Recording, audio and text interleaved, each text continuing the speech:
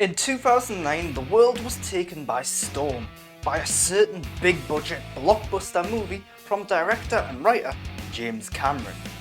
Avatar, the 3-hour plus 3D CGI extravaganza, a film that many claimed was just Pocahontas or Dances with Wolves with blue people. The film was a little divisive. Some people loved it, others not so much. But almost universally, the film's special effects and use of 3D was adored and admired. It resurrected the 3D craze, bringing the format back to cinemas for better and for worse. Not many films managed to capture 3D visuals and effects quite like Avatar though. The long-awaited sequel to Avatar is on the way. Avatar: The Way of Water is due out in December 2022, with 3 additional sequels coming every 2 years after that. That's a lot of Avatar, whether we want it or not. The first Avatar became the most successful film of all time in terms of box office draw. In 2019, Avengers Endgame gave it a run for its money and beat it. Ever since then, with re-releases, those two films have battled back and forth over the top spot, and as of recording, Avatar is currently number 1 at the all-time worldwide box office. But with the sequel on the way, I thought it would be fun to talk about the facts and details of Avatar you might not have known. So, here we go. In anticipation of the sequel, here are 10 cool facts about Avatar.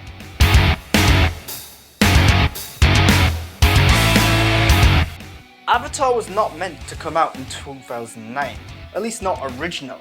James Cameron wanted to make the movie back in 1999. However, the technology, specifically for the special effects, were not up to snuff in those days. To make the film, Cameron wanted a massive budget of $400 million. Wow. Naturally, that's a lot of money, so studios were very reluctant to fund it. So, what did Cameron do? He shelved the project for 8 years and just bided his time. The special effects needed to catch up to his imagination. Then, along came a certain film we like to call The Lord of the Rings: The Two Towers in 2002. Cameron watched that film and was marvelled by the effects used to create the character of Gollum. The director then resurrected Avatar and started work on it again.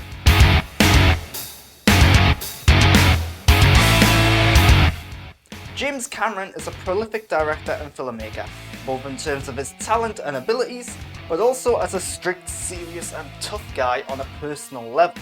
He's notoriously not an easy guy to work with. On the film Aliens, for example, he constantly butted heads with the British crew working beneath him over their tea breaks and various other things like commitment to the craft. With Avatar, he allegedly kept a nail gun on set. Nope, he wasn't planning on doing some DIY set decoration or anything like that.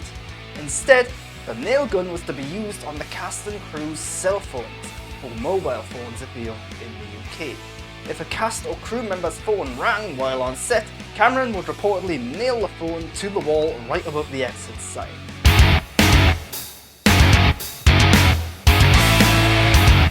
To help the actors prepare for their roles, Cameron took the cast to Hawaii. It's a nice, hot, relaxing location for most people. But Cameron didn't give them a vacation, but rather a long trek through the forests and jungles, where he made them live like tribal people, foraging for food and supplies, building camps and fires, and so on and so forth.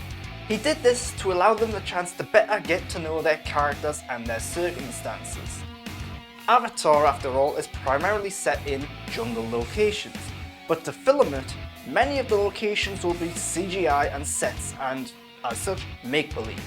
So going to a real jungle allowed them to have some sort of understanding of what they should be acting against. Actress Zoe Saldana took things a little further too, as she dressed up as a tribal warrior, complete with an alien tail like she has in the movie. That's commitment. If this sounds tough and demanding, it should be said that these treks were exclusive to the daytime. Once the sun set, the actors will return to their Four Seasons hotel and all the luxuries they were accustomed to.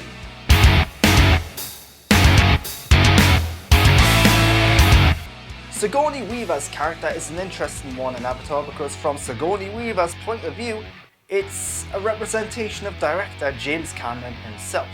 In an interview, the actress stated, "I teased him because to me, I'm playing Jim Cameron in the movie, and as this kind of brilliant, approach-driven, idealistic perfectionist.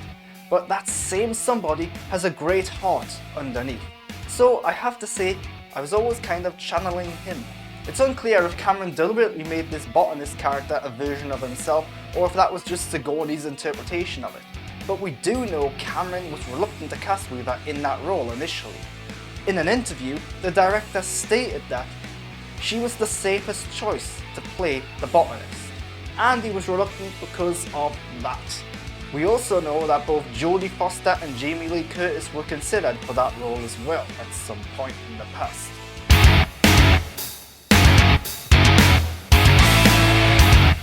Originally, the film wasn't going to be called Avatar. The original title was Project 880 or 880 or whatever else you want to call it. In the initial script, Earth and its environmental problems were explored in much more detail. Josh Sully, later renamed to Jake, had never seen a forest before, so Grace, the botanist, had to hold his hand and guide him through the woods. The initial script also showed the birth of John's avatar, and the reaction to him being able to walk again was also quite different and far more emotional, because it takes him time to rebuild his strength and muscles. The Avatar program was also a bit different, in that it existed to train Na'vi to be an indigenous workforce for the corporation, due to the expense of sending human workers. Naturally, the Na'vi were not too happy about that. There was also a plot line where an Avatar controller committed suicide while inside his avatar, because he fell in love with a Na'vi girl who was killed by the military. There are lots of other little details and changes that were made in the final film, demonstrating that Avatar could have been a very different film than the one we eventually got in theaters.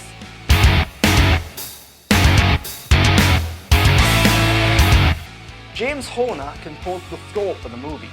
However, it wasn't as easy as assembling an orchestra and writing some music. Many of the musical compositions of the film were made on a computer, to avoid representing anything from the real world. Horner stated that it's amazing how many sounds sound like instruments from other countries.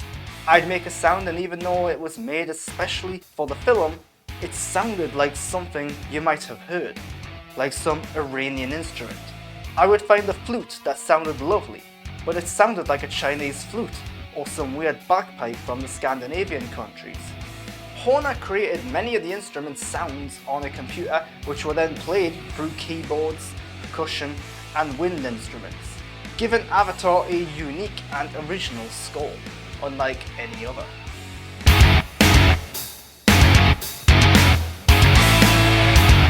The villain of Avatar was portrayed by Stephen Lang, but he was not the first actor considered for the role. In fact, Michael Biehn was up for the part of Miles Quaritch. He met with longtime collaborator James Cameron 3 times prior to the movie being made, and he witnessed some of the early 3D footage for the movie. It seemed like a done deal. Michael expected to get the part, but Cameron chose against the casting, fearing people would think he was just trying to do Aliens from 1986 again. A fear that was increased because fellow Aliens collaborator Sigourney Weaver had already been cast in the movie.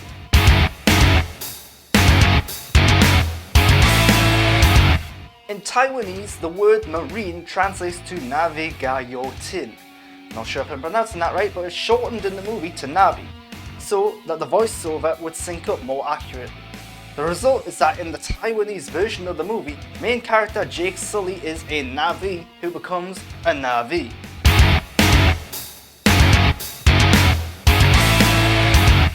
The key themes of Avatar are environmentalism and greed and corruption of capitalism. For many years, James Cameron has been an advocate for environmentalism and various other environmental-based charities and endeavours. While making Avatar, he pushed his views and beliefs both on camera as well as behind the scenes. Cameron is vegan, and it would be a bit hypocritical if while making a film about the planet's well-being, the catering for the movie contained animal products. So, Cameron enforced a vegan set, providing a plant-based menu for the cast and crew. Whether the cast and crew appreciated this is unknown, but it's another example of Cameron's strict filmmaking methods.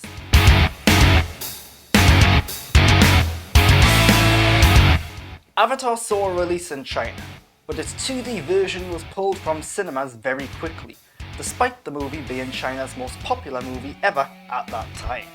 It was long rumoured that this was the result of the movie's messaging. The Chinese government worried that the message of the movie was too inspirational and very manipulative to their people to witness, especially considering the impression suffered by many of their people, and the correlation between reality and the events of the movie.